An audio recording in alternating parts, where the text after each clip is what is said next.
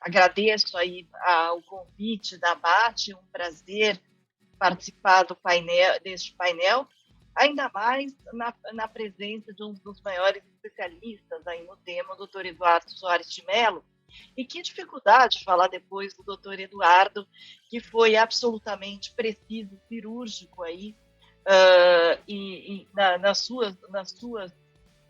suas colocações, apesar do curto espaço de tempo, e aproveito também para cumprimentar nosso moderador, doutor Ricardo Monteiro. Gostaria também de poder cumprimentá-lo ao vivo. Eu gostaria, né, nesses meus minutos aqui, para levantar alguns aspectos que eu considero aí bastante importantes. Eu vejo aí essa questão da definição de dolo e contumácia, né, uma questão fundamental que, de fato, merece, pela importância, ser definido, como bem falou o doutor Eduardo, em lei complementar, para que se fosse uma lei nacional a ser utilizada aí por todos os entes federativos. Eu acredito que isso seria aí bastante importante para dar segurança jurídica, mas também eu gostaria de levantar um ponto que o doutor Eduardo começou a levantar e, por falta de tempo, acabou não explorando, que é a questão da natureza do tributo. Quando a gente tem a caracterização do crime no artigo 2º, inciso 2º da 8137, né, da lei de crimes contra a ordem tributária, e justamente ele coloca que tributo ou contribuição social descontado ou cobrado na qualidade de sujeito passivo que deveria recolher aos cofres públicos. E esse ponto eu considero um ponto bastante importante a se discutir em matéria de ICMS, porque uma coisa é a retenção na fonte e a falta de recolhimento. Acho que os casos aí mais claros são as questões do IR-fonte e também do INSS empregado. Né? São dois temas que frequentemente estão aí nessa caracterização da discussão de retenção e recolhimento. O caso do ICMS, eu acredito que a hora que o Supremo Tribunal Federal coloca o ICMS na mesma categoria de uma tributação na fonte, faz com que se crie aí uma confusão, porque, de fato, o ICMS, muito embora a lei, claro, a lei ela não fala sujeito passivo, e não qualifica se o sujeito passivo deveria ser um sujeito passivo responsável ou um sujeito passivo contribuinte, porque nós bem sabemos que o sujeito passivo pode ser o responsável, pode ser o contribuinte. Isso deixa aberto. Mas, pela maneira como está o texto, né, descontado ou cobrado, quer nos parecer que esse artigo 2º, inciso 2º, ele se destina ao sujeito passivo responsável, que não é o caso do ICMS. No caso do ICMS, eu tenho o sujeito passivo contribuinte, que faz uma diferença muito grande. Por quê? Porque aquele contribuinte, ele pode calcular e descontar os créditos do ICMS, ele vai fazer a apuração do crédito. Então, dizer que o dinheiro que eu retiro do consumidor, isso pensando só para facilitar, numa venda já consumidor final, para ficar mais simples o raciocínio, o dinheiro que eu recebo do consumidor, ele tem que ser imediatamente repassado aos cofres públicos? Não necessariamente, porque o crédito representa que eu mesmo já fiz uma antecipação desse pagamento de tributo justamente na hora que eu adquiri aquelas mercadorias ou os insumos para aquela mercadoria ou adquirir qualquer outro produto ou serviço que a legislação me admite o crédito. Então, ao fazer a equiparação do contribuinte do ICMS ao sujeito passivo que é referido no inciso 2º, eu acredito que aqui estaríamos aí diante de uma inconsistência aí do ponto de vista tributário. Por quê? Porque, na verdade, eu tenho no ICMS uma obrigação de sujeito passivo responsável, exceto, claro, no caso de substituição tributária. No caso do ICMS-ST, aí sim, se eu sou fornecedor, eu vou fazer a retenção do ICMS-ST, e aí sim eu tenho a obrigação de recolher aquilo que eu fiz, a retenção. Mas numa relação normal do ICMS, eu acredito que essa qualificação como sujeito passivo do inciso 2º do artigo 2º da 8137 é bastante questionável, porque o fornecedor ele não é sujeito passivo por responsabilidade, ele é sujeito passivo por ser o contribuinte daquela obrigação tributária. Outro ponto que eu gostaria aí de destacar, que dentre os vários aqui que eu anotei, que eu considero aí bastante importante, é a questão da necessidade da interpretação restritiva que o Supremo, que o ministro Barroso traz no seu voto, né? A questão do dolo contumácio ser verificado no caso concreto, e eu concordo da questão de ser algo, de serem definições muito abertas, né? E aí olhar o que é contumácia, pode ser que, como o professor Eduardo falou, pode ser que 6 meses para alguém já seja contumácia. Então, para São Paulo, 6 meses já caracteriza contumácia. Para um outro juiz, pode ser que ele entenda a contumácia a partir de 12 meses, ou se eu pagar um mês sim ou um mês não, né?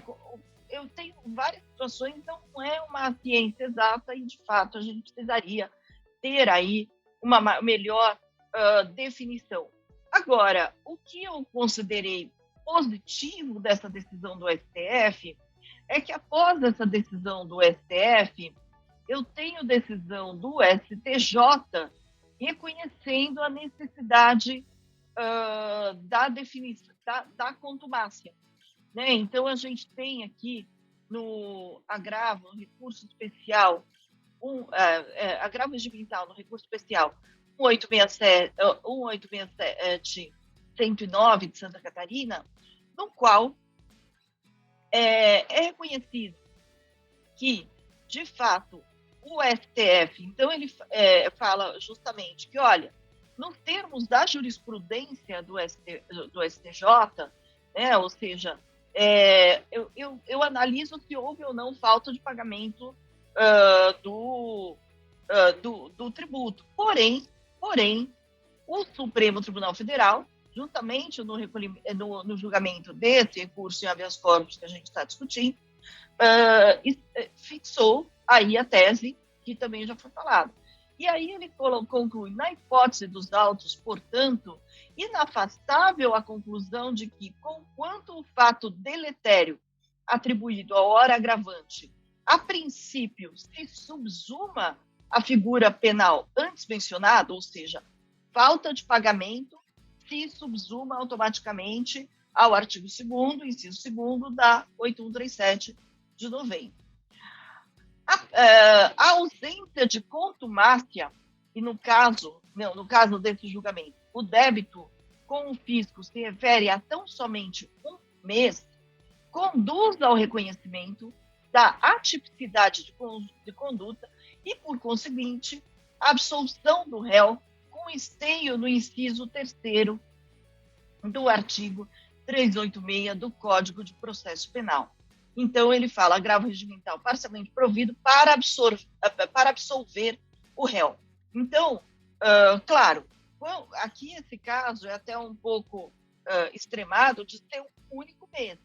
Mas o que eu considerei interessante foi justamente o STJ entender que, olha, não é qualquer falta de recolhimento do tributo que pode ser caracterizado como crime, que era o caso justamente, né, que era justamente o caso que deu base à decisão do Supremo Tribunal Federal. isso é o não recolhimento de tributo, ele tem que ser ponderado, com a questão da contumaz.